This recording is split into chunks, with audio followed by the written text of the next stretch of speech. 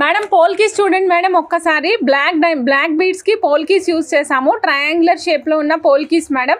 ఇక్కడ ప్రతి పోల్కీకి అటు సైడు ఇటు సైడ్ మనం ఏమి యూజ్ చేసామంటే సీకట్ బాల్ యూజ్ చేసాం మేడం, 3mm సైజు. బట్ చాలా చాలా చాలా అందంగా కనిపిస్తుంది అనమాట. రౌండ్ మనం ఎలా చేసేవాళ్ళమో ఇప్పుడు సేమ్ అట్లానే స్ట్రైట్ అవే మనం ట్రయాంగులర్ షేప్స్తో చేసాం మేడం. చాలా బాగుంది.